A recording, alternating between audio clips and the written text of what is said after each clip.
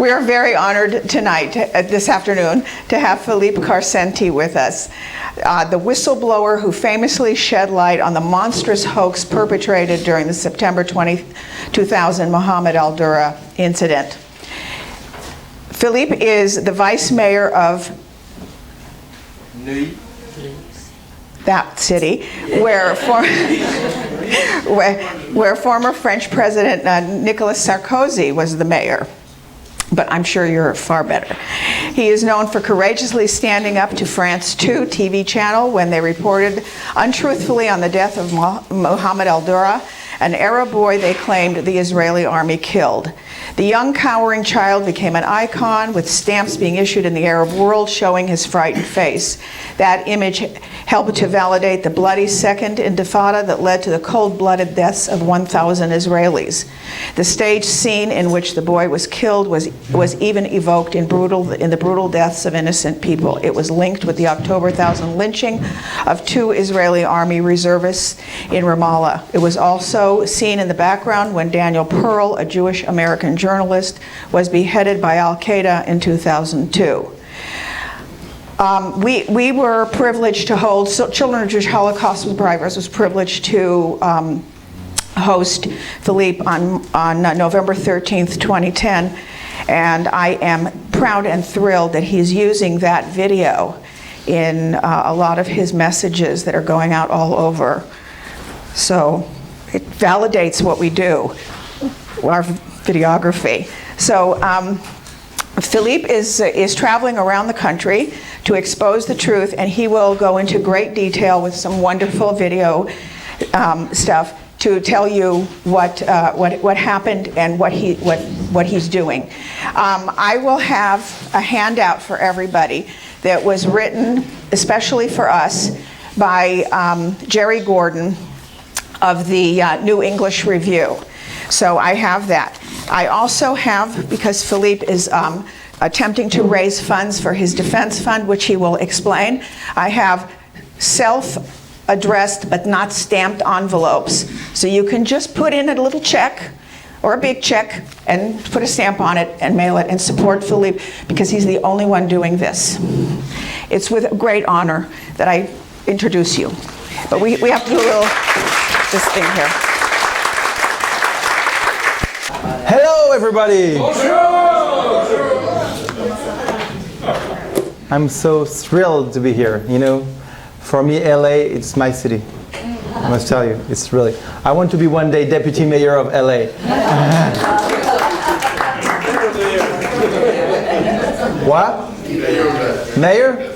Okay. So being here also with Doris, and as she said, the video I'm using for all my, when everybody asks me, can you show us some of your presentation? I said, yes, I'm going to send you, and I'm sending everybody Doris' link, because it has been greatly, fantastically done, and thank you very much. So I recognize faces here, friends. I have new faces. I'm very happy to be such a full room.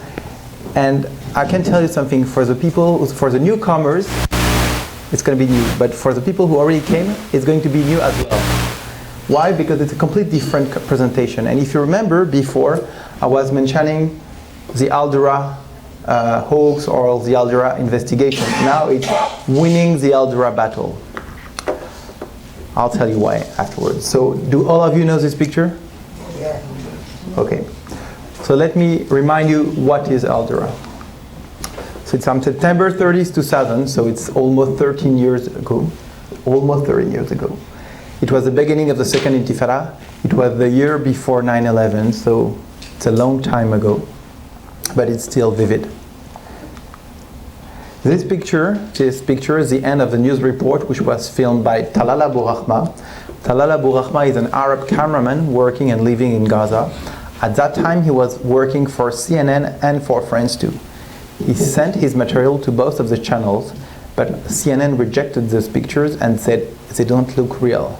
But France 2, there's a French journalist whose name is Charles Underlin. He's a French-Israeli journalist who made Aliyah 45 years ago, who works for France 2. He's a very, very famous journalist in France, and I would say even in the Middle East. And this man edited the footage he received from Talal Abu Rahma because he was not on the spot. He put his voiceover, and you'll see afterward the news report he made. The main problem of this news report is that it's a hoax. It's the blood libel of our generation. And that's very important to know that when you know all the consequences that Doris mentioned before. During all these years, all these battles, I've been bringing facts. You know, facts, just bringing facts, logical stuff, experts' opinion, and in front of us, we had only the faith of the people. They were bringing their faith that Jews are killing children. That's it. And, sorry. And now, I'm seeing you now after 11 years of lobbying and political battles. We had battles, of course, political, and you'll see because it's a highly politicized battle in France, and lobbying, because you'll see that at the beginning of this battle, I had so many problems with the Israeli authorities that I had to lobby them, had to educate them, had to bring them some information to make them understand what was behind this. And of course, there was a legal battle, and we'll talk about that later. So let me show you how we will proceed. First, I will show you the worldwide impact of al Durah. Then, why al Durah is a hoax. The third thing will be the trials, and I think it's really important to understand what happened during these trials. Then on May 2013, last May, we got the Israeli official report. And then winning the al Durah battle, which is really the topic of today. And I'll tell you why. And of course, at the end, your questions, my answers, and your suggestions. Because I'm also traveling, as Doris mentioned, you know, I was in Pennsylvania, close to Philadelphia, then I spoke for Daniel Pipes at the Middle East Forum, then I went to New Jersey, New York, Toronto. I'm here today, I'm here tonight also in LA. I'll be Monday I'll be in Boulder. Tuesday I'll be in Boulder, Tuesday lunch in Boulder, Tuesday night in Denver, and then twice in Miami at the end of the week, because I really need to get some input from you, because it's very important for me to understand at this new step of the battle, to understand what is your perception. Okay, so here let me show you the hoax worldwide impact. So, of course, you remember the Ramallah lynching. It was on October 2000, just 2 weeks after the al Durah, and the crowd was screaming al Durah, al Durah, al Durah, in order to say that they want to take revenge on the so-called death of Muhammad al Durah. Then you had Marwan Barghouti. Marwan Barghouti was using this poster when he was giving interviews, "Stop killing Palestinian children," and you will see that this picture is used somewhere else afterwards. You had postage stamps from all over the Muslim world, from Jordan, Egypt, Iran, Sudan, Syria, Yemen, wherever. And then you have a Bin Laden recruitment tape. Remember, it was a year before 9/11, so Bin Laden used it a lot on the internet before 9/11.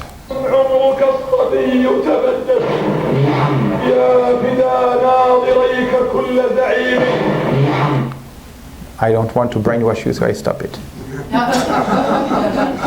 We never know here. So here is a building in Gaza, Ministry of Health, you see. A building in Tehran. So you know, I could have spent the whole afternoon showing you all the squares, monuments about this, but I just tried to pick some of them, which are, according to me, very important. You see in Iran, the big one. Daniel Pearl, so as you know, was beheaded on February 2002. There was a justification of the killing, is the so-called death of Muhammad al Durah. So let's take a look. You won't see the ugly scene, but you will see the justification. Der amerikanische Journalist Daniel Pearl war Jude. Seine Henker zwangen ihn, Israel als Kindermörder anzuprangern. Wenige Minuten später trennten sie ihn vor laufender... You see on the left-hand side, he has the same posters as Marwan Barghouti was using, "Stop killing Palestinian children." A poster in Lebanon, Hezbollah. You see the flag, Hezbollah flag here. Can you see the size of this little girl? So you can imagine the size of this huge poster. And here is a monument in Bamako. Where is Bamako? The capital of Mali in Africa. Okay, so you can see it. It's a huge, huge monument. In Bamako, people say it's like Times Square. You know, it's the largest square of Bamako. And I'm sure that most of you remember what happened last year in Toulouse. Toulouse was a killing of the young Jewish children by Muhammad Merah. And Muhammad Merah said before being killed by the French police, said that he did this to avenge Muslim children killed in Gaza. So that's really a picture which killed at the beginning, but which is still killing at our time, because it's still in everybody's brain, especially in the Muslim world. So the second point is why it's a hoax. So you remember, usually it was a whole presentation was why it's a hoax. Now I'm going to show you a few pieces. So I insist on one thing. It's not a concept. It's a demonstration. It's a logical demonstration. Our sources have never been contested, and the major ones being France 2 images. So these images were brought by France 2. We got some raw footage in order to prove more. We also got some, for example, raw footage from AP, Reuters, and even the BBC. And all our demonstrations are corroborated by experts' opinion. Forensic scientists, ballistic experts, graphologists, even biometricians. So we had many experts' opinion on our side. It never happened that our opponents find any scientific proof to substantiate their claim that it would have been true. I insist on introducing the pioneers of this fight, because some of you may know that I did not discover this. I was not the one who discovered it, the hoax, at that time before I was a businessman and I was even a stockbroker. So it's Nahum Sha'av, the Israeli guy, the Israeli scientist who discovered it a few weeks after it happened. But he was unable to convey his message all over Israel. Nobody wanted to believe him. Then there was the German filmmaker Esther Shapira, who's working for ARD, which is a German public TV. And she did the first documentary, and this is the first film which attracted my attention. And then, after she attended my trial, my second trial, she did a second one where she agreed with me that it was a hoax. And Richard Landis, some of you know Richard Landis. Richard Landis has been very important when he invented the word Hollywood. You know, he invented Palestinian Hollywood, so Hollywood. But at the beginning, he did not believe it was a hoax. And in 2006, for example, I asked him to testify at my trial in order to support my case. Unfortunately, when he was asked by the judge, he refused to say that it was a hoax. And recently, when I lost one of the last trial, it's not over, but one of the last step, the judge wrote in the written arguments that because Landis said that it was not a hoax, I cannot pretend that I knew it was a hoax at that time. And of course, we have limited time, even though I can stay the whole afternoon here with you, but in order to show you more than just the hoax, I want to show you what is the new strategy. So let me show you. Again, I insist on one other thing. Please keep all your questions for the end, and then I'll answer them. So let's take a look at this 50 seconds clip. It's 50 seconds of France 2. According to me, this is 100% fake. Please watch it cautiously. Okay? Watch it, please. Thank you. Silence. Thank you. 15 heures, tout vient de basculer près de l'implantation de Netzarim dans la bande de Gaza. Les Palestiniens ont tiré à balles réelles, les Israéliens ripostent, ambulanciers, journalistes et simples passants sont pris entre deux feux. Ici, Jamal et son fils Mohamed sont la cible de tirs venus de la position israélienne. Mohamed a 12 ans, son père tente de le protéger. Il fait des signes, mais une nouvelle rafale Mohamed est mort et son père gravement blessé. Okay, so here is the last picture of the film. So it's 100% hoax. I'm going to show you now. Let me show you France 2 version of the fact. They said that the Israeli soldiers shot at the boy and the father, and that they were at a distance of 80 meters. I'm just going to ask you a question. Do we have in this room some people who have already used a gun? Yes. Okay, so I would say, let's say a fixed target of this white part of the screen, which would be like the father and the boy, at a distance of 80 meters, a fixed target. How many bullets do you need to shoot this target? One. Okay. One. Let's say you're mistaken, it can be two. Let me show you what is the France 2 version of the fact, and remember that we are talking about Israeli sharpshooters. They said that Israeli sharpshooters shot at them for 45 minutes before hitting them. Oh my God. Then they said that the boy was shot and killed with 3 high-velocity bullets, and that the father got the same high-velocity bullets but got 12 of them, and that he was grievously injured. So let me show you now the picture of two people who got 15 high-velocity bullets. No blood, nowhere. The splatter. No blood, nowhere. Now I should stop the presentation and tell you no. Okay, now you understand it's a hoax. You understand there is no more. It's not possible even just with this. But you'll see that we've been bringing more than 50 pieces of evidence, and despite that, we still have most of the mainstream media all over the world who are covering up this hoax. I think it's really important that with just common sense and knowledge of what is a weapon and what does it do, we should stop now. So let me show you who is the only source of the France 2 News report. His name is Talal Abu Rahma. He's an Arab cameraman, and I'd like to remind you that 6 months after he filmed this, he went in Morocco for a tour, a speaking tour, a lecture tour, and he said that in an American newspaper that he decided to become a journalist in order to defend the Palestinian cause. So this is something I would call a militant journalist. So let's listen to him and look at his body language and listen to him. There were many bullets, right? Coming out of them. Yeah, there is some bullets,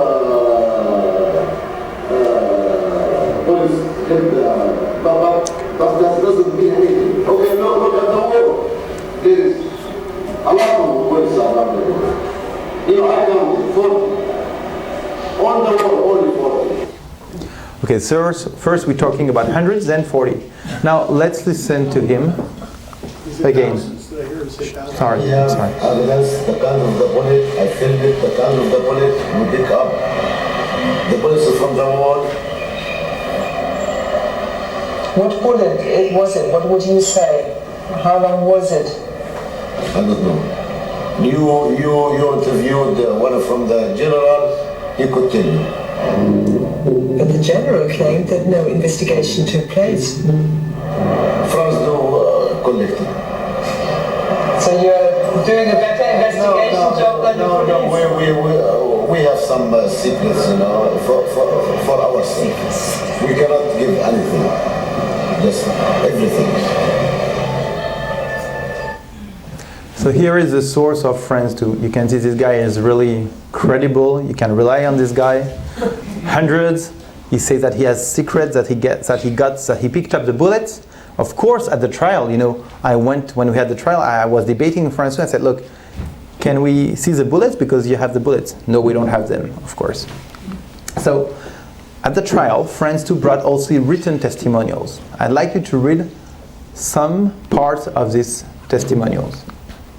The guy from AP said that Israeli soldiers were firing missiles. The ambulance man said that a plane was firing at them from overhead. And Abu Dhabi TV said there were helicopters, Israeli snipers firing anti-tank missiles. So we had all the IDF focusing on the boy and the father. And of course, despite the hundreds of bullets, we had 8 bullets on the wall. I would like you just to see this you see the hole here in the wall. Can you imagine if the father got 12 holes like that? It will be completely dismantled and blood everywhere. We have many, many more evidence, like for example that the Israeli were shooting, if they were shooting from this position, an angle of 30 degrees, and if they were shooting from this direction, you should see oval shape on the wall. You know, the bullets would scrap the wall, would scratch the wall and make oval shapes, not round bullet holes, which proves that the shooting, only bullets which were shot came from the Arab side. And I'd like to show you a few more pieces of evidence, because I said it's going to be much shorter than it used to be. The same day, at the same spot, Arab cameramen were filming fake scenes. Let me show you some of them. So look at that. The guy fell. The ambulance will come very rapidly, quickly here. The cameramen are here filming. And then look at this boy. Look at this boy. He's so happy that his friend is wounded that he smiles and applauds. Okay? It's quite bizarre. You know, usually when your friend is wounded and put in an ambulance, you don't smile and you don't applaud. Let me show you another evacuation. So the ambulance comes. Here a man rides quietly his bicycle, and this man doesn't need to be carried. He jumps inside the ambulance. You see, it's amazing. To me, it's amazing. Because you see the guy rides his bicycle. He's not in a war scene, you know.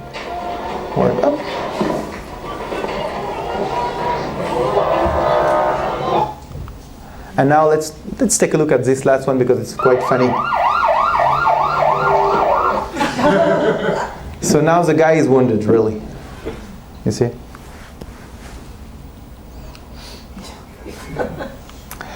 Okay, I'd like you to show you how these fake scenes appear in the news.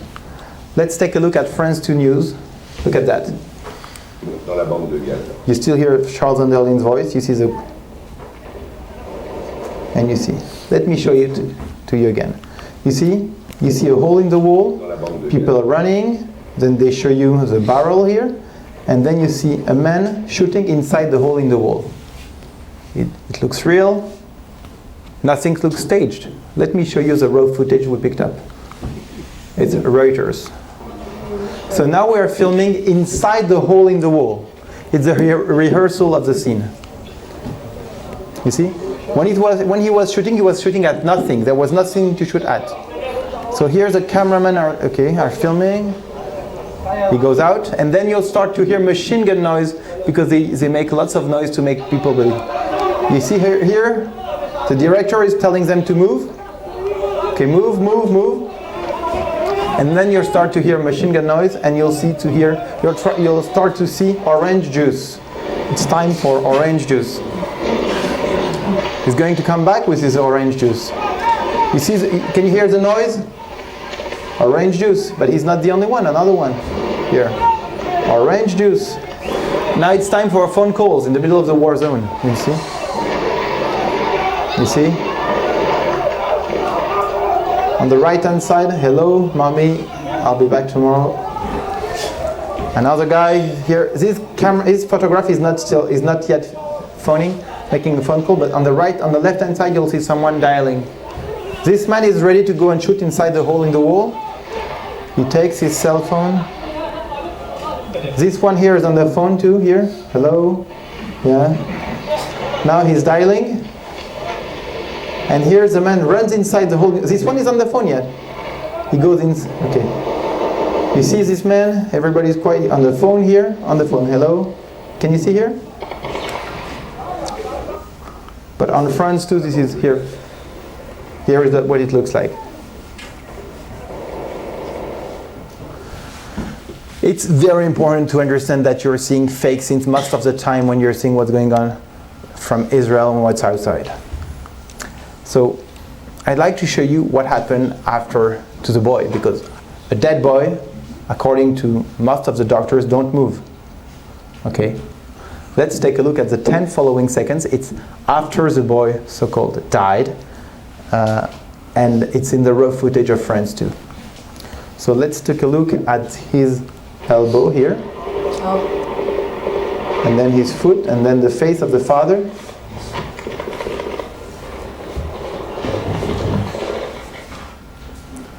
Let's watch it again, and you'll see that there is also, you see, raise his elbow, take a look at the cameraman, the father smiles, puts up, and on the left-hand side you will see the tripod here. Okay, and now I'd like to show you the 3 last seconds of the raw footage. Let's take a look at it. Remember, the boy is dead now. The tripod. Okay. Uh-oh. It's coming from France 2 raw footage. Can you see what's going on here? Nobody behind the barrel. No blood nowhere. So just so you understand, they got 15 bullets through their bodies, but there is no blood nowhere. Okay? So I'm claiming that the Al Durah news report that France 2 broadcast is a stage hoax. Okay? Before going further, I'd like to know if there is anyone in the audience who doesn't believe it's a hoax. Don't be shy. If you have any doubts, just let me know. Okay. So let me talk to you about the trials. I had to use French Court of Justice. Why? Because I had no standing. I needed to attract them, because when I came to the Israeli embassy, for example, and I asked them to do something against the hoax, they refused. They always refused to engage in a fight against France 2. So in order to attract them, I had to publish a very provocative article.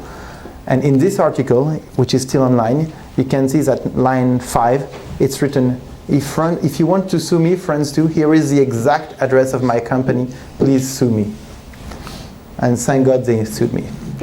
So it was also to engage in a public debate, because they refused to debate anything, and they were saying that anyone contesting the report, Al Durah news report, is kind of a Holocaust denier.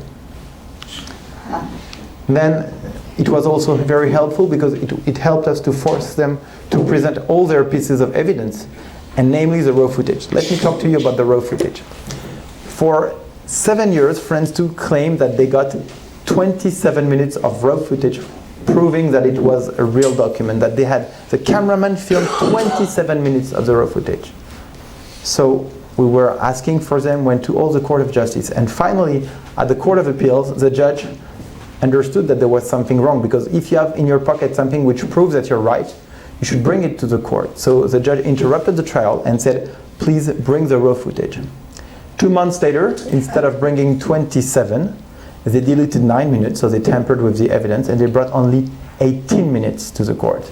And in these 18 minutes, you could see, of course, the boy raising his elbow and turning his face to the cameraman, but you could see also many other ridiculous scenes where people were not at all in a war zone. And it was very helpful as well to create an international debate, because now I would say that most of the people who are interested in the news know that there is an Al Durah controversy. Some people know that we're right, some people don't know yet, but it was very helpful, because years ago, I remember when I used to come, and I see some friends here, when I came here, I would say like 7, 8 years ago, I mean, nobody would even believe me that it was a hoax. And I insist on one thing, justice was not the final objective, it's only a tool. And it was a tool to create the debate, to get the raw footage, to really have international attention on the case. So let me tell you about the trial. So my article, please sue me, they sued me, November 2004. Then September 2006, the trial. It went very well. At the end of the trial, the government advisor said, Karsenty is right, he brought enough evidence of the staging. I was happy, but on the other side, France 2 is a strong supporter. There was Jacques Chirac, at that time he was the French president, and Jacques Chirac sent a letter to Charles Enderlin, the guy responsible for this, and saying that he was such a great journalist. So this letter was used to the court, sent to the court, and I was found guilty of defamation. So I appealed. We had the trial in September, a year later, September 2007. Interrupted to see the raw footage. We saw the raw footage, as I mentioned, 80 minutes. Then we had 7 hours of debate in 2008, May 2008. And then I was found not guilty of defamation. Was so happy. A week later, 800 French journalists signed a petition saying that Karsenty was kind of a Holocaust denier and Charles Enderlin such a great journalist. France 2 appealed to the French Supreme Court. Nicolas Sarkozy offered the Legion of Honor to Charles Underlin. Very logical. And incredibly, 4 years later, the Court of Appeals, we called it the Cour de Cassation, annulled the verdict. And what was the base to annul the verdict? They said the Court of Appeals, the judge of the Court of Appeals, didn't have the right to ask for the raw footage in the Court of Appeals. So the verdict was annulled. We were sent back to the Court of Appeals. Then I made, I would say, a perfect presentation. Not like this one, which is very short, like an hour and a half presentation. And we were expecting the verdict on April 3rd, last April 3rd. I came to the court, well dressed, a tie, everything. And they said, no, we are not ready to deliver the verdict. Please come back on May 22nd. Okay? So I came back on May 22nd, the same time, same suit, ready. No, we are not able to deliver the verdict. Please come back on June 26th. So I came back on June 26th. And what happened? I was found guilty of defamation. And I had to pay 11,000 euros of compensations to France too, which is about $15,000. And of course, I appealed me to the French Supreme Court, and we'll see. And if we lose at the French Supreme Court, I can tell my opponents now, we'll go to the European Court of Human Rights. Why not? We'll go anywhere just to prove. And you know what? The battle is not only on the court, and we'll discuss that. So let's talk about the Israeli report. There was an Israeli official report which was made, and it was very important because I'd like you to read what happened on May 2008. Remember, I won the case at that date, and this was an Israeli spokesperson for the Ministry of Foreign Affairs. Remember, like the Israeli State Department, and listen to what he said after I won the case. I remember, he's an Israeli official. Karsenty is a private individual, and no one in the Israeli government asked him to take on his battle against France too. He was summoned to court because of a complaint of the French television channel. I don't see where there is room for the Israeli government to get involved. The government does not have an official stand as to what exactly happened on September 30, 2000 at Netarim, and sees the issue as an internal French affair, not Israeli. And Karsenty's work is counterproductive. And the name is Igal Palmore. He's still a spokesperson at the Ministry of Foreign Affairs. Just that you know that there are some people who can, even when they make such kind of mistakes, they can protect their job. But after really intense lobbying of the Israeli authorities, we got finally the Israeli official report last May, like 3 months ago. So you see State of Israel Ministry. This is the first page of the report. It's a 40 pages document. If you're interested, I can send it to you by email. You'll get my email afterward. So the Israeli official report finally came out 10 years after 10 years of intensive lobbying. It's a very important, which is rich. Why? Because at my first trial in 2006, in the verdict, it was written 5 times. Karsenty is wrong because he never received the support of the Israeli officials. And that was true. It was very difficult to make people believe that I was right when the state of Israel was agreeing that they killed the boy. Because at the beginning, remember, they agreed, they apologized for the crime. Even though afterwards they had doubts, but they never came in support of me. And of course, the report came to the same conclusion as ours, but 10 years later, but at least they came to the same conclusion, which is very, very important. So let me come to the final, the really important point, which is really new now, winning the Al Durah battle, because we really need to win that. Why do we need to win that? I'm going to tell you something. Israel has been facing 3 kinds of wars. 3 kinds of war. So first, the usual wars like 1948, 1956, 1967, 1973, like the Arabs tried to destroy the state of Israel with weapons like planes, bombs, tanks, but they were defeated every time. Then they tried a second way to destroy the state of Israel, which was terrorism. And it was very dangerous because Israel was, people were really despaired in Israel. And they were, you remember the beginning of in 2000, we had bombs exploding everywhere in Israel. And then they failed because Israel built his fence and they were able to dismantle most of the terror cells. So the second kind of war was lost by the Arabs and won by Israel. But there is the media war, and the media war, Israel lost it. They've not even been engaged in this war, you know. So I would say that the Arabs are very good professionals on it, and Israelis are babies. And this war is very important. And I'm telling you why. Because when Israel loses the war, let's take an example of, for example, the last war in the with the Hamas, against the Hamas in Gaza. You had, for example, Israel was winning the war in 2009, it was caste-led operation, but all of a sudden the Arabs started to stage some scenes which were on TV. It put pressure on Israel. So Israel has to stop its operation. Then it was sent to the United Nations. At the United Nations, then Israel was accused of being of war crimes. You remember the Goldstone report? Okay, and all this stuff. And then Israel loses its standing. It's the start and the continuing delegitimization of the state of Israel. And Israel is losing ground on the ground. They're losing the battle because then the Hezbollah or the Hamas can buy more weapons and they're more and more dangerous and they're still sending rockets. So why do we need to win the al Durah battle? First, I would say because it's in the history books, it's in monuments, stamps, streets. It killed people, you've seen that. Even someone from LA, I mean, you know, Daniel Pearl was from, I mean, his father and he's still in LA, Julia is still in LA, his mother as well. And it kills even here. It killed in Toulouse in France. It killed everywhere, and it still kills, still now. And I insist on one thing, it's not a French story. I'm telling you, it's not a French story. It's not only an Israeli one, even if it's an Israeli one, but it's also the blood libel of our generation. Our generation has to face it, and we have to debunk it. So what are our objectives? France too has to officially acknowledge that the video is a hoax. This is the first thing that we're expecting from them. And then we have to spread the message of truth all over the world. That's very, very important. So what does this mean, winning the al Durah battle? It's first win the legal battle which was engaged in 2004, plus future legal actions. And what am I talking here? You know, I understand, and you understand as well, that the French judicial system is not always fair, to be polite.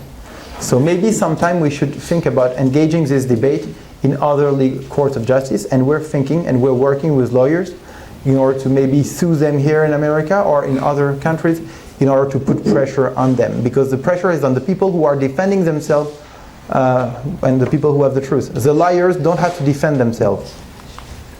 Then we have to make it a grassroots cause. For all of you who knew me before, you know that I did this for 11 years, mostly alone. I had no organization. Some people helped me, thank God, in LA, but most of it came from me and my family. But I never had an organization. And now at this stage, I really need first to have people involved and helping me to convey and spread the message. And also, I need to raise funds because this is being financially exhausting. Why? Also because we need to have large communication actions like ads, films, DVDs, flyers. I explain all that if you want. And we have to make it impossible for the French leadership to keep on defending the al Durah blood libel. Remember, Sarkozy, who was supposedly the only French president friend of Israel, granted the Legion of Honor to Charles Enderlin and was always against me on this, always against Israel on most of the issues. And we need to reach François Hollande, who's the new French president, who's not such a bad guy on Israeli issues, I must say, but he's not been reached yet. So I'll tell you afterwards how I intend to reach him, because he's the only one who can take the decision. All the other ones will cave in because they're afraid. You need to have someone who is at the top of the pyramid. And my first big action is to buy a page in Le Figaro next month for the 13th anniversary of al Durah. September 30, 2013, I want to buy a page, an open letter to François Hollande.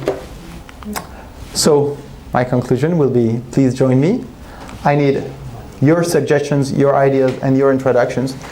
You may not be able to help me to have a page in the Wall Street Journal or in the LA Times, but you may know some people who have access to this media who can help us.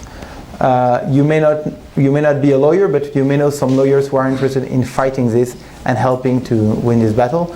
You may not be able to contribute by yourself, but you may know some people who are willing and who are ready to contribute to this kind of fight, because I think it's a historical battle. I need people representing me because I need to have a grassroots organization all over America, because the truth will only come from America. Nothing will come from Europe. Europe is a dead cause at this time. You know, I would say that if, for example, de Gaulle had to resist now at our time, he would not go to London, he would go to America, because this is where there is a base for fighting.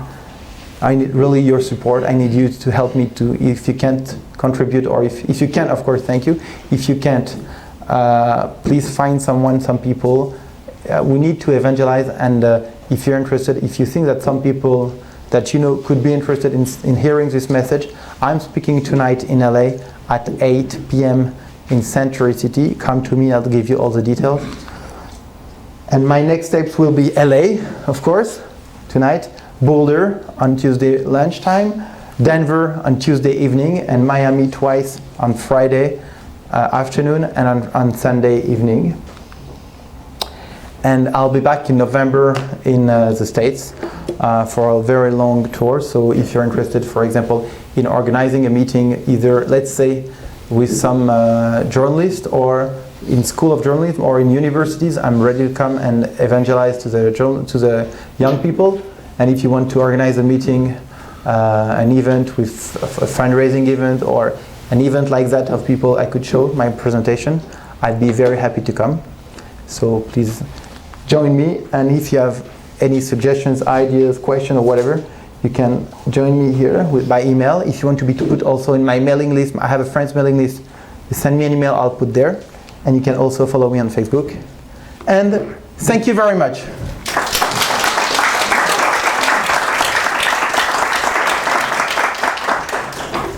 Why did you decide to do this? Well, in 2002, when I saw that, because I thought it was so obvious, and I believe that the truth was so obvious that it was a hoax, that I had to show it, and people had to agree it was a hoax. It was so obvious. I mean, you know, all what I've shown you, that's so obvious, and I couldn't believe that so many people will refuse just to see the pieces of evidence we had, and will continue and argue that this was not a hoax. Okay, 1, 2, 3. Do we know what happened to the participants, the man and his son? So the father is still living in Gaza. He has scars all over his body. But the problem of the scars of the father are not scars coming from this incident, you know. The scars the father has, he has scars in his legs, for example, here, in his arm, and he pretends these are the bullet wounds, but it's not true. The scars that he has came from 1992. In 1992, he was assaulted by Hamas guys with axes and knives. In 1994, he was treated in Tel HaShomer hospital in Israel, in Tel Aviv, and the doctor treated him and testified that the scars that he has, because he showed his scars all over his body, but these are lines, you know. It's not scars like round bullet holes. So he has scars, and we offered him to come to Paris, anywhere in the world, to see independent doctors who could analyze his scars, but he always refused. And the boy, you know what? Something very important. My claim is that at the end of the film, the boy is alive. I do not claim that the boy is alive now. I can tell you, for example, yesterday I took a taxi which drove me from Miami to Fort Lauderdale Airport. The taxi, when he dropped me, was alive, and I hope he's still alive because he was a very nice man.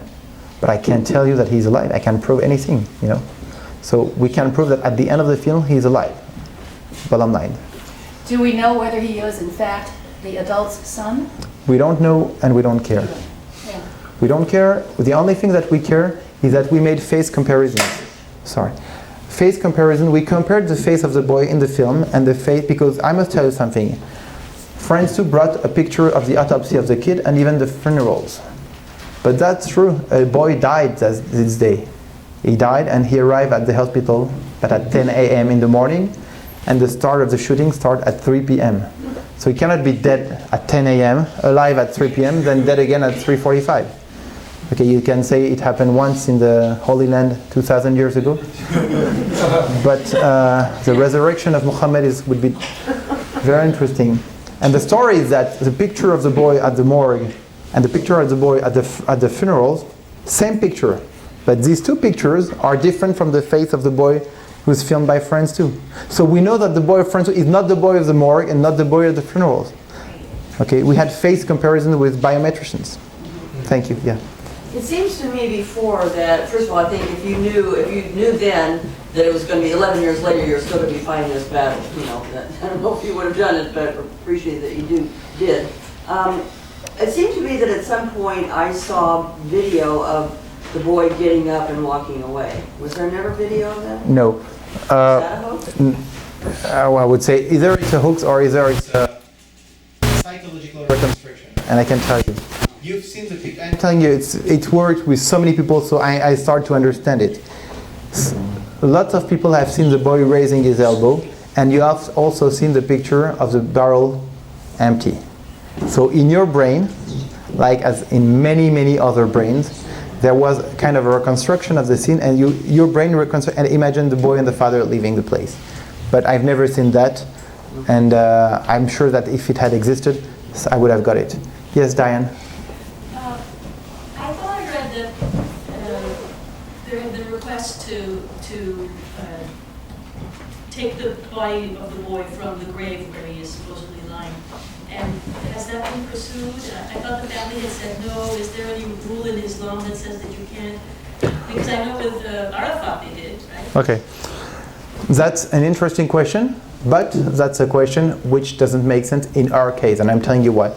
Not your question, but the point of exhuming the body. They're pretending that exhuming the body would change anything. No. Let's pretend in the grave there is a boy who is dead, like 13 years. I don't know what kind of decomposition we would see, but a dead boy. We take a DNA test. Let's remember that we're in Gaza, we're not in Switzerland, so DNA will be taken by the Hamas guys, you know. A DNA test, and it matched with the father. What does it tell you? Does it tell you that he died in this scene? No. It tells you that maybe one of his son died, maybe this son died in another situation. You don't know anything. But something, if you want to go to scientific evidence to the father and the boy, as I said, bring the father, look at his scars. It's very easy. If his scars match with bullet wounds, then we'll have to cave in a little bit. Yes? Why did it take the Israeli government so long to come out with its report? I think it's a question for the Israeli government, but I must tell you something. We have, I would say, 50 reasons to understand that. They made a lot of mistakes. At the beginning, they apologized. Then they didn't want to believe that it was a hoax. Then they didn't want to think that it was going to become so important, so powerful. Then when they start to understand that it was becoming powerful and it was a hoax, they said, let's forget it. If we forget it, everybody will forget it. So they had all these kind of bad reasons to fight. And then you have to remember also that inside the Israeli establishment, you had people who kept on and who keep now on defending the hoax. I can tell you what happened a month ago in Switzerland. In Switzerland, the Israeli ambassador to Bern, which is in Switzerland, was asked by some friend of mine, let's talk about al Durah. And this guy started to scream, oh, don't talk to me about Karsenty. He's such an bad case. Charles Underlin is such a great journalist. We support Charles Underlin. I support him. And Karsenty caused so much damage to the state of Israel. So, I would say the state of Israel is the only state in the world where you could see for a minister contradicting his prime minister and not being fired, Here, Yigal Palmor, the guy who's claimed so many things, that my work was counterproductive and all this stuff, he's still in his job and he's still undermining my efforts. So there are lots of reasons. I can give you another reason. For example, some people said that because he was so famous, Talal Abu Rahma, the cameraman, he became an agent from the Mossad, for the Mossad when they had to locate a terrorist to take his life. I tell you something, maybe that has been very useful, but when we're talking about such a huge and important historical hoax, I think that this kind of technical battles have to be forgotten. We're seeing here the broad picture. I can tell you something. let's say in 50 years, everybody will remember this picture. In 50 years, nobody will remember either Sarkozy or François Hollande. You understand what I mean? So this picture is much stronger than anything. It's everywhere in the world. Yes and yes. Let's say it will be proven that it is a hoax. Besides your satisfaction with that and our satisfaction with that, what does it mean to realpolitik? Well, it's, again, you know, the protocol of the elders of Zion has been debunked a long time. And it's doing well, and where? All over the world. Not all over the world. In some, I would say, underdeveloped countries of the Arab world, but I would say that in the Western world at our times, most of the people understand it's a hoax and it's a fabrication. And even the Arabs who are using it know that it's a fabrication. Yes, and they use it. Yeah, okay. Well, you know, you will not prevent them from using the hoax, but I'm telling you something that at our level, the first thing is first to convince, I would say, most of the Jews, most of the Israelis, and then most of the Western countries, Western media, but I would say even larger. The main problem now is that this picture is showing you a pattern of the Arabs. And as American citizen, I would tell you something. What they've been doing in Iraq or in Afghanistan is the same kind of manipulation, you know. When they pretended that someone had peed on the Quran and they were killing people all over the world just for, you know, this was a media manipulation.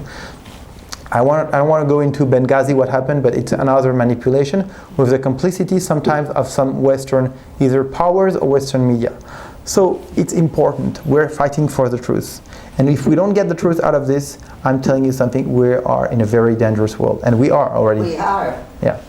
Yes, Miss Eveline. Yes, I just wanted to know, we all know it's a hoax now, but once it's done, do you think there is a way to force French TV, France 2, to show the truth? Yes, of course. The way to force France to show the truth is only through the French president. If the French president takes it seriously and understands that he has a huge responsibility in terms of historical, responsibility, then he will force them to admit the truth. I'm sorry, I'm going to take question, and then I'll come back to you, but I'll take. Philippe, have you approached any like U.S. television networks or CNN or Fox to try to get on their programs, like and to get them to declare this to be a complete hoax? Yes, and I would say that most of them don't want to argue with France too because they are protecting each other. You know, a journalist protects a journalist. I can tell you an example of what happened a week ago. At the beginning of this week, I was in New Jersey, and I lecture Friends of Israel, and the guy started to argue with me. No, I don't believe it's a hoax. So I started to bring evidence, more and more and more. No blood, nothing, and he came with some silly answers. And I asked him, but are you a doctor? Because you're a doctor. A doctor would never say that. No, no, no. And at the end, presentation was over, and I discovered that the guy was a journalist at the Wall Street Journal. So a journalist at the Wall Street Journal, a pro-Israel, coming to a pro-Israel event, at the end still argues that it's not a hoax because he's defending his corporation. Before being a pro-Israel, before being a journalist, before being a Jew or whatever, he's a journalist. So they're defending themselves. I'm telling you something, at our age, the journalists are the most powerful entity in the world. I mean, let's take a look at the journalists who, you can change president, can change Secretary of State or whatever, but the journalists are the same. They're still there, and they're still putting their agenda. And look, all the brainwashing they've been doing during all these past years, especially the liberal journalists, so very dangerous. Yes? You are now, by the way, je suis la Belgique. Nobody's perfect. You can say that again. You are now in Los Angeles, in Hollywood. You are near the movie industry. Have you approached anyone, even though we know that they're all on the left? Yeah, but wait a minute. I know, I was listening to your question, yes. I mean, have you been able to approach some of our people in the movie industry. I mean, we have so many. Okay, look, in this room, very close to you, you have someone who's working in the movie industry. Don't look so far, just in front of you. Oh! And we had a meeting this morning with a big guy in the industry, and we're working on it. So we're working on it in order to, but it's very difficult to find a way to make it, we're trying to make it kind of an Erin Brockovich movie, but it's very difficult to put all the things together, but we're working on it. That's what I want to know. Thank you. Yeah. I'm not one to shy from controversy. However, having said that, and knowing what I know of the French mentality of, they'll be insulted, that they don't want to, cannot be insulted. Could this not backfire if you put something in Le Figaro about directing something to the president? Like, would he not feel like, hey, who are you to attack me? You know what I'm saying? I'm not attacking him. I'm telling him he's not even responsible. He was not president at that time. Just telling him, be a decent man. Get off his ass and do something. No, I'm trying just to tell him, we live in a world where justice means something. I want to see justice in this world. A liar has to be caught and called a liar. A lie cannot thrive like this. It has been for 13 years. That's it. It's really time now for the truth. I mean, we're working in difficult times. It killed people in France. You know that Muhammad al Durah, before killing 3 Jewish children and the rabbi, killed 3 French soldiers, not even Jew, I would say. Some of them were Muslims. So it kills. It creates violence in our suburbs. So it's really important to stop this incitement. Yes? What can be done about this professional propaganda effort which is ongoing in this situation where if the cameraman turns around and shoots the wrong people, he'll be shot? There was the intimidation of Palestinians who don't want to be part of this, but if they take a picture of something that looks staged, it's dangerous to them. Okay, can I disagree with you because you said it's a very professional word? I can tell you something. Let's pretend you and me want to stage a scene, and we want to stage that you took your gun and you kill me. You'd go here in the refrigerator and you would take some ketchup or something like that. Here, because people were swallowing their stories without even looking at them and contradicting them, they pretend they got 15 bullets, no blood, nowhere, no ketchup, nothing. So it's not even professional. It's just because the Western world is so eager to see these kind of blood libels. That's it. So can anything be done to expose it? You're exposing this one in the past. So we are, no, but this is why it's so important, because if the public opinion knows that media are staging and media are faking, they will be reluctant to believe any story that they will. So that's why they are fighting so hard to keep their reputation, which is already gone. Yeah. Hi, thank you so much for your work. I have a question regarding the 3 wars that you mentioned. As an Israeli, I know very well that out of 3 of them, the war of the media is the word that Israel is least efficient and willing to spend energy and money and resources. First of all, can you comment about it? Second of all, can you explain why? And can that issue be maybe an impetus for them to realize how important it is for them to dedicate more money and resources for media? You know what? It's not even money or resources which are needed. It's at least that they let people who fight for the truth fight for the truth. When Israeli ambassadors are undermining efforts from people who just trying to help Israel to clean its good name, they're not doing anything and they're just undermining our efforts. And nothing is done against this ambassador. Well, because Israel, it's a small country, whereas part of them are protecting each other. It's a small society, and some of them who are making mistakes know that they don't want to be caught when they're making mistakes, so they won't put the blame on the other one when they're making mistakes. Now, when it comes to the whole strategical point, I've been so long, I spent so much time at the Prime Minister's office trying to raise their awareness. You're an Israeli, you said. I can tell you some things that you maybe, of course you know, but not everybody knows. Israelis are very proud people, and they can't stand the fact that it's just a nobody who brought them the truth. The fact that someone came out from, not even a soldier, not even an Israeli, nobody comes and tells them, look, this is important for you to fight this battle. They can't stand it. They just can't stand it. So for most of them, it's very, very difficult. And I can tell you something. There is someone now in Israel who's been my strongest supporter since the beginning, and his name is Danny Seaman. And he's under a huge attack. Google his name, Danny Seaman. Sea like the sea, man like the man. He's one of the best guys I've ever met in Israel, and he's under a huge attack.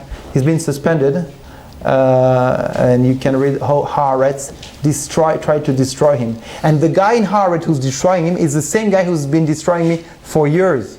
So all these guys, they know that, and they want to make him pay a high price for having been on my side as well.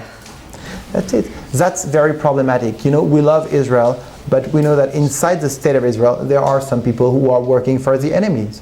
That's it. I mean, I'm not going to talk to you about the New Israel Fund, all these people. You know, I receive email from Jewish Voice for Peace. Have you heard about this organization? That's amazing. I mean, they're sending me stuff like, I mean, no, not even a French Muslim extremist would send this to me, you know.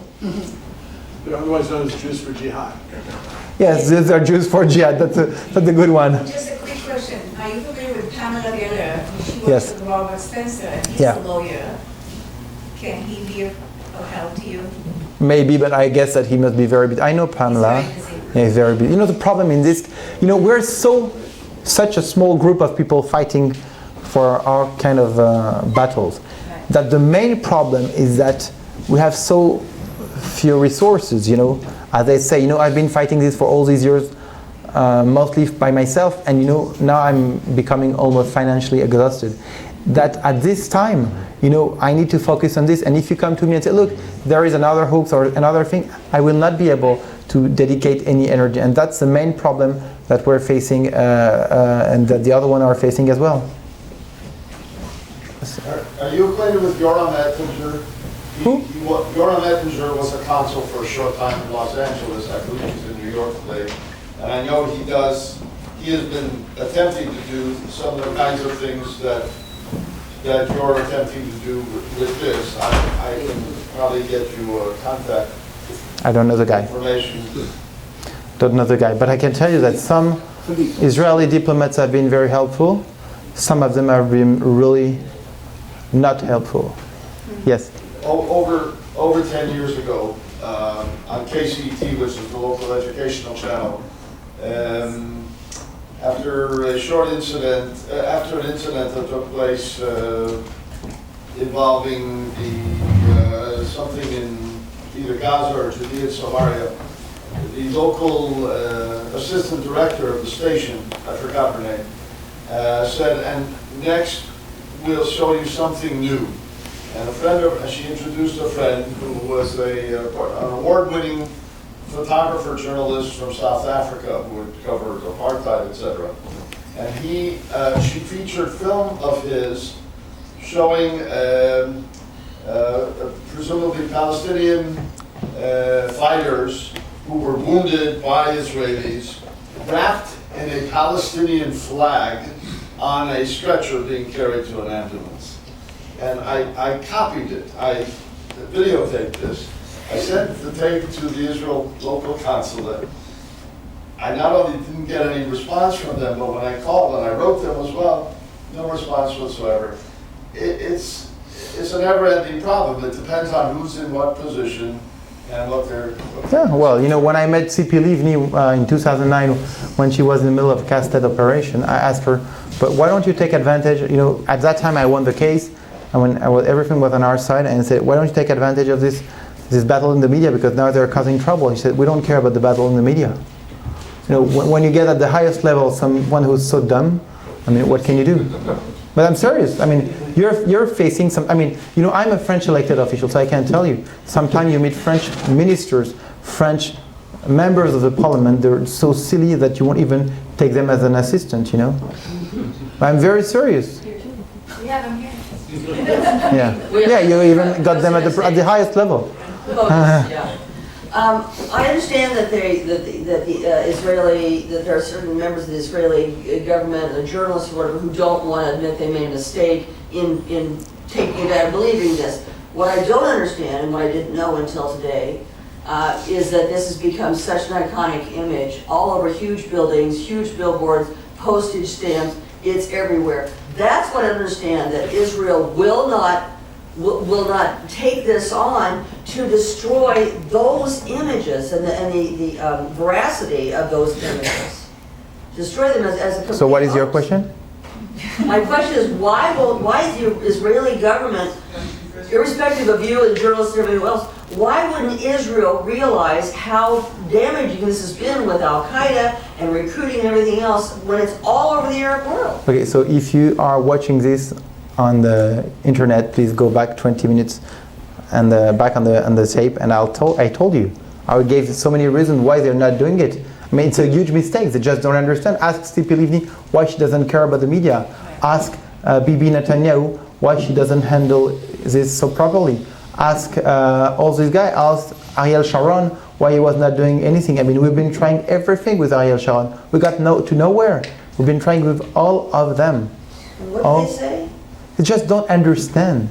That's the main problem. You know, when you live in Israel, you don't understand what is anti-Semitism because you live in a country where most of the people are Jewish, so you don't know what they're talking about. You don't understand the impact. You know, you're not confronted to these postage stamps because you never received letter with Muhammad al Durah on the postage stamp. So they don't understand. You need to have some people who are aware of what's going abroad, and you have some people who are open-minded. I'm sitting here thinking, what is your background? Is it journalism? Is it what were you doing when this whole thing A happened? stockbroker. I was a stockbroker in the business. And then this caught your attention. And, Yeah, and had nothing to do with journalism. Congratulations. Thank you. Yeah, I appreciate this because it's a congratulations not to be a journalist. Thank you very much. You know,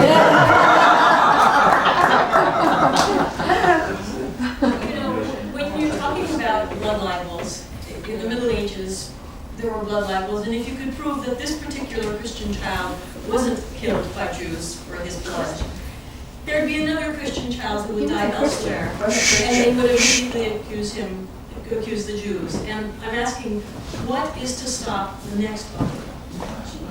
What is to stop? You've been doing this for Deterrence. 13 years. Deterrence. I think, you know what, I can tell you something.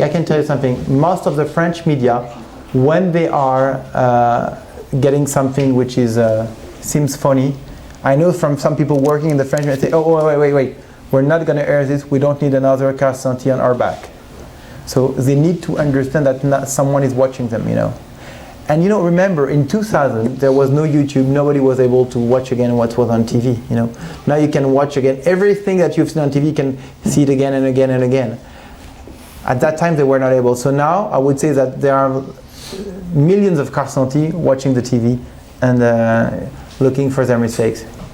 It's not clear to me, does the French court have to issue an explanation of its ruling? Yeah, I can give you the reason why I was found guilty in June. They said Karsenty may be right that it's a hoax. We don't know. But what we can say is that in 2004, when he published his article, he didn't have enough pieces of evidence to say that it was a hoax. So I would say I was found guilty of being too intuitive.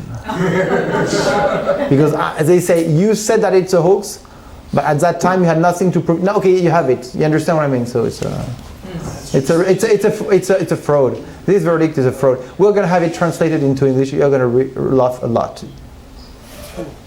Yes. With the courts essentially being owned by France too and the government, do you think you'll ever actually get any victory in France? As I said, I mentioned, court is not my main objective. Court was just a tool, you know. I mentioned court is a tool to put pressure to get the material, to engage in a debate, you know. But maybe, you know, I can give you an example. Why was I found not guilty of defamation in 2008? Let me give you this story. In 2008, I was not sure at all that I was going to win, even though I brought so many pieces of evidence. I was found not guilty. A year later, a friend of mine met the judge who was the president of the court, and this judge was happy that day, and she started to talk to her, my friend, and my friend asked her, but how come you you ruled in favor of Karsenty. That must have been incredibly courageous. She said, oh, I received so much pressure from ministers, from all people from all over the country to rule against him. And at a point I said, look, I'm an independent judge and I will rule in favor of him because he's right. Then she said, they threatened me and they said, we will ruin your career. And then she answered, but I'm sorry, I'm retiring in 3 months. So you never know, maybe next time we'll have a judge who will retire in 3 months later. Look, again, thank you very, very much. Thank you, Doris. Thank you for all your support. Don't forget these. Wait, I'm talking. Oh, I'm sorry. I wanted to thank you very much. Thank you. No, really, it has been a pleasure to see all of you here. And I'll be back in. Remember, if you know some people in this area, maybe LA, if you know some people who wants to come to LA tonight, let them know. It will be in Century City. If you know some people who are going to be in Boulder, Denver, Miami, please send them to me. And send me an email. You'll be put in my mailing list and you'll receive some great news. Thank you very, very much. Thank you, everybody. And please don't leave without these.